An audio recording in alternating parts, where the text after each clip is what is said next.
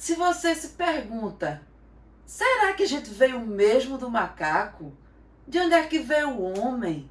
Ou, o que é pré-história? O que é antes da história? O que é que não é história, que é pré-história? Bom, se essas perguntas te inquietam, fica aqui comigo que esse vídeo é para você.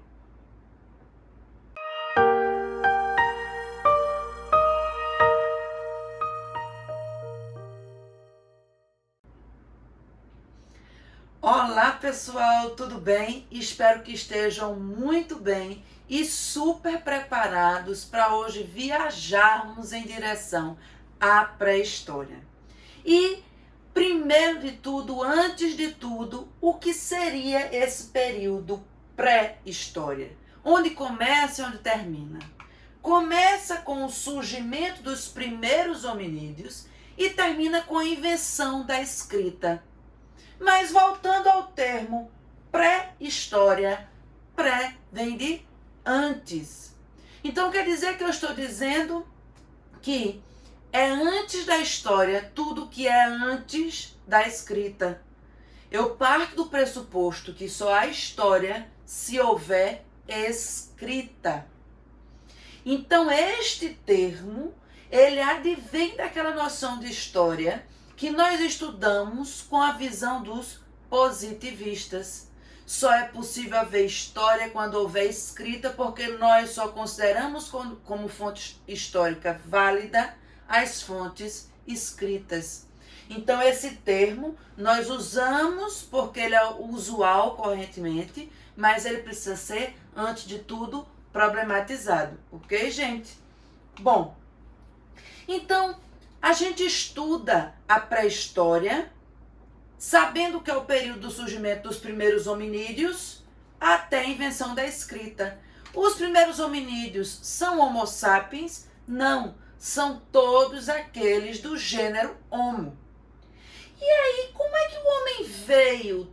Veio do gênero Homo, o Homo habilis, e chegou ao sapiens. Nós temos a teoria científica da evolução. Veja, abrindo parênteses, nós estudamos a teoria da evolução, pois ela é uma teoria científica. Ela foi estudada e provada cientificamente. É o que nós temos hoje de mais válido cientificamente para explicar a origem do homem. Isso não invalida o criacionismo. Entretanto, o criacionismo não é uma teoria científica, é uma crença religiosa. Por isso que nós não o estudamos, ok? Mas um não invalida o outro. Essa é uma teoria científica e nada impede que a crença e a fé lhe liguem ao criacionismo, ok? Vamos lá.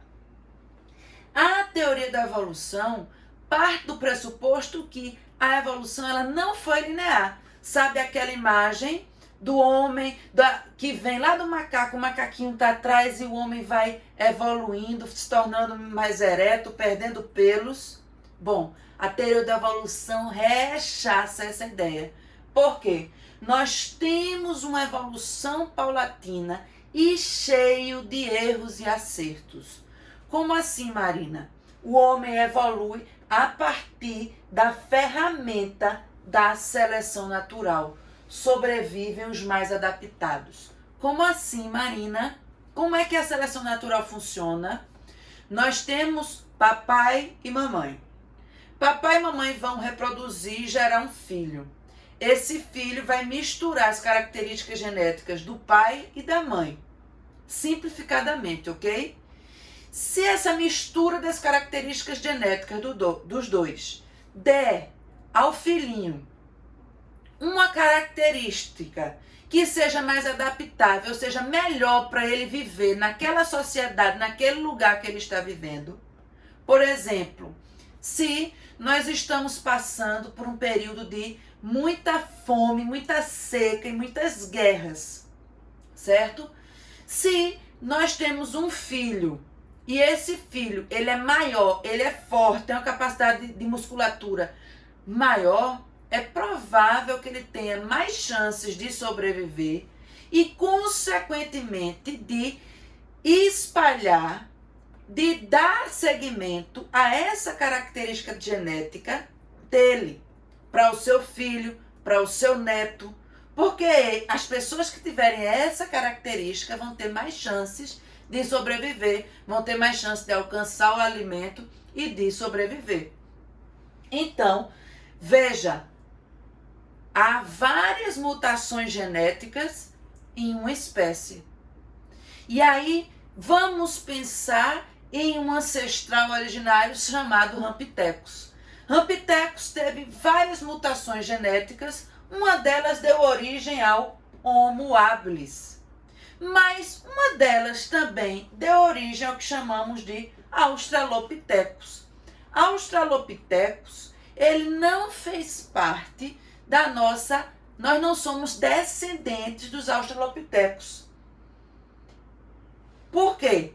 Porque o Australopithecus foi uma espécie que surge dos Rampithecus, mas nós não descendemos deles. Nós descendemos de uma outra espécie que surge dos Rampithecus, que é o Homo habilis. Em seguida, o Homo habilis vai ter várias mutações genéticas que dão origem a várias espécies. Muitas acabam sendo extintas, mas uma vai ser a do Homo erectus. O Homo erectus, por sua vez, vai ter várias mutações genéticas que vão dar origem a várias espécies, dentre elas o Homo sapiens, que é a nossa espécie. Também descendente do Homo erectus está o Homo neandertal. Mas nós somos descendentes do Neandertal. Ele faz parte da nossa ascendência? Não. Ele é descendente do Erectus, mas não dá origem ao Sapiens. É uma outra espécie que acabou sendo extinta. Por que o Neandertal é extinto? Ele é contemporâneo do Sapiens. Por que o Sapiens se perpetuou e o Neandertal não? Porque o Neandertal tinha características genéticas que foram tão específicas para o ambiente que ele vivia, frio, que ele não conseguiu se espalhar para outras regiões. Essa é uma das explicações, ok? Então, nós sabemos que a evolução não é linear, ela se dá a partir da seleção natural e a nossa linhagem de descendência do gênero Homo é habilis, erectus e sapiens, ok? Vamos lá. O período da pré-história, ele é infinitamente maior do que da história.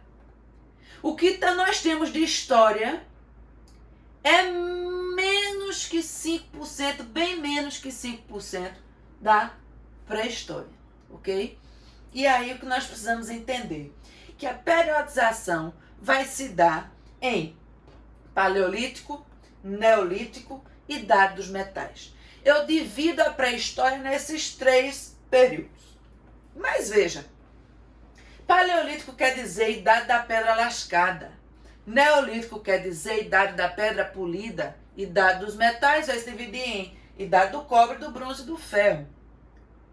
Eu estou periodizando a pré-história a partir dos instrumentos utilizados pelos homens em cada um desses períodos. Por quê, gente? Vamos pensar comigo aqui. O homem, o filhote do homem, ele é mais capacitado ou menos que o filhote do tigre? É mais ou menos que o filhote da girafa? Mais ou menos que o filhote do elefante? Mais ou menos que o filhote do rato? Menos. Muito menos. Nós temos uma limitação física muito grande. Nós, homens, não temos a gordura e o couro que protege do frio que o urso tem. Nós não corremos como os tigres correm. Nós não ouvimos como os cachorros ouvem. Nós não temos a agilidade que a cobra tem. Nós somos muito limitados fisicamente. E o que é que nos permite evoluir? A nossa capacidade cerebral, intelectual, que nos permite fazer instrumentos que vão suprir esse nosso limite físico. Então, muito bem, eu não tenho o couro que protege o urso, mas eu sou capaz de fazer um instrumento que mata o urso, tira o couro e me protege.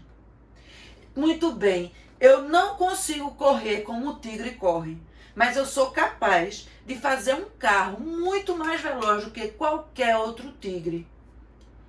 E o homem cria instrumentos que o permitem adaptar o ambiente para que ele possa viver. E esses instrumentos acabaram nos transformando numa praga pior do que o rato, pior do que até muitos insetos. Gente, pensa direitinho. A gente está povoando todos os lugares.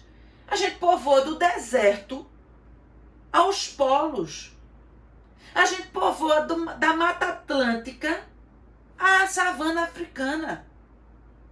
Nós povoamos o Japão, que é um lugar altamente instável tectonicamente, muito difícil de ser povoado.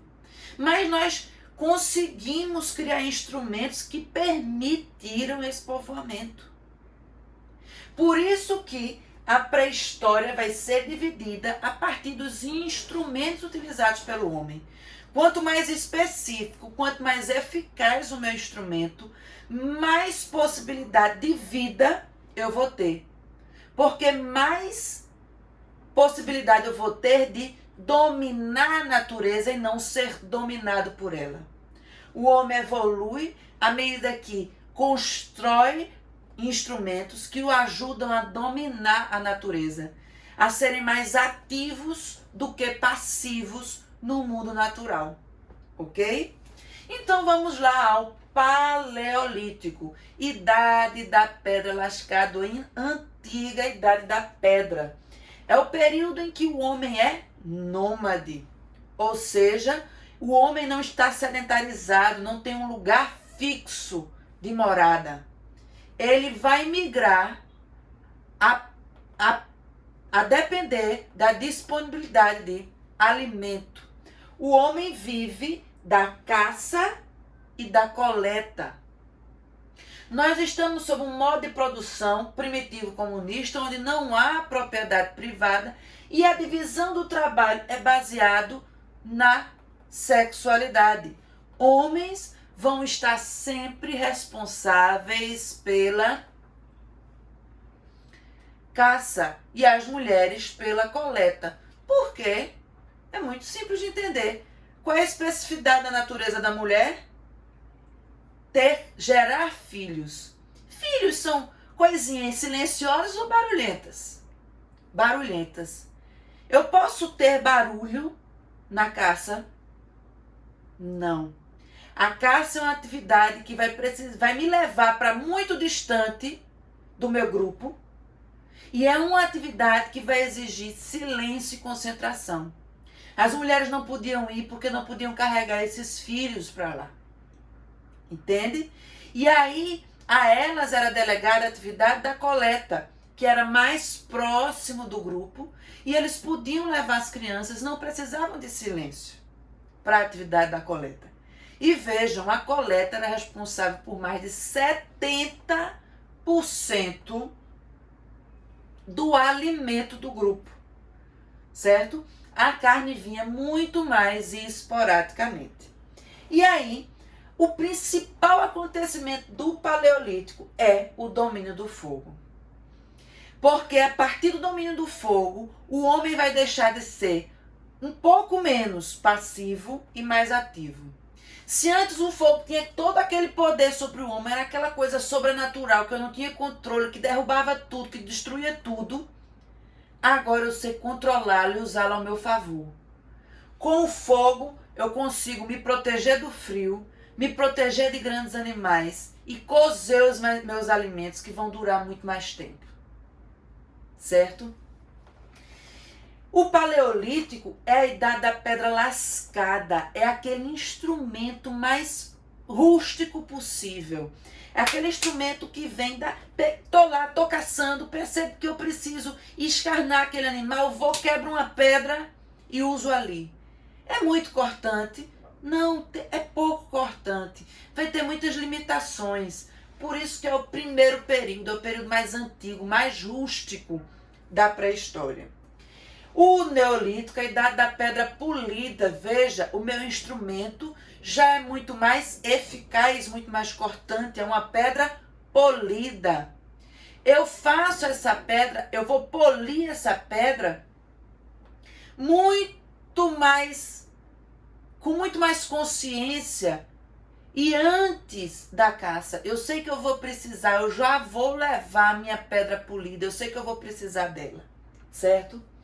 É no Neolítico que vai acontecer a mudança substancial de tudo, que é a chamada revolução agrícola. É quando o homem começa a perceber que ele pode plantar.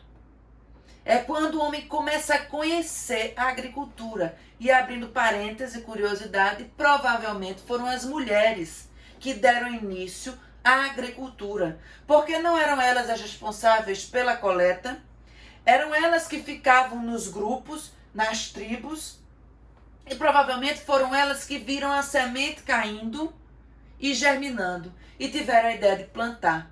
Mas veja, essa revolução é revolução porque muda tudo, mas não quer dizer que muda tudo da noite para o dia. Nós vamos ter, com a revolução agrícola, paulatinamente, pouco a pouco, uma sedentarização do homem. Então, à medida que eu aprendo a plantar, eu vou precisando menos migrar de uma região para outra atrás de alimento, porque eu planto o meu alimento.